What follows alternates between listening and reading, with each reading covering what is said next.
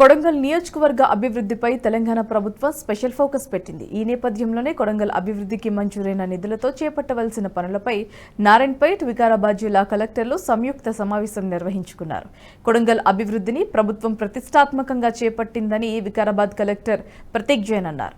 అధికారులు తమ శాఖలకు నిర్దేశించిన పనులను ప్రాధాన్యత క్రమంలో పూర్తి చేయాలని సూచించారు. నిధులు మంజూరైన పనులను టెండర్ల ప్రక్రియను వేగవంతం చేయాలని ఆదేశించారు. రోడ్ల విస్తరణ, బలోపేతంపై ప్రత్యేక దృష్టి సారించాలని తెలిపారు.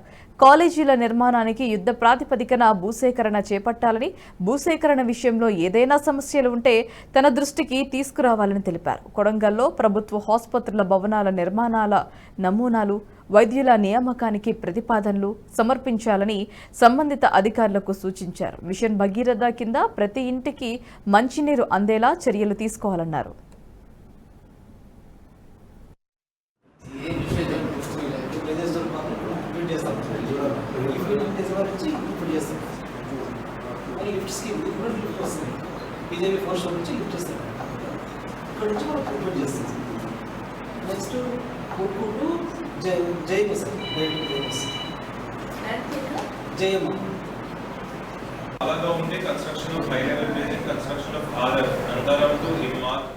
ఈ వీడియో మీకు నచ్చినట్టయితే లైక్ చేయండి, 10 మందికి షేర్ చేయండి. అలాగే కామెంట్ల రూపంలో మీ అభిప్రాయాలను మాతో పంచుకోండి. Nationalist hub group of channels ను సబ్స్క్రైబ్ చేసుకుని తెలుగునాట జాతీయవాద జర్నలిజాన్ని ప్రోత్సహించండి. ఈ వీడియో కింద ఉన్న బెల్ ఐకాన్ పై క్లిక్ చేయడం మర్చిపోవద్దు.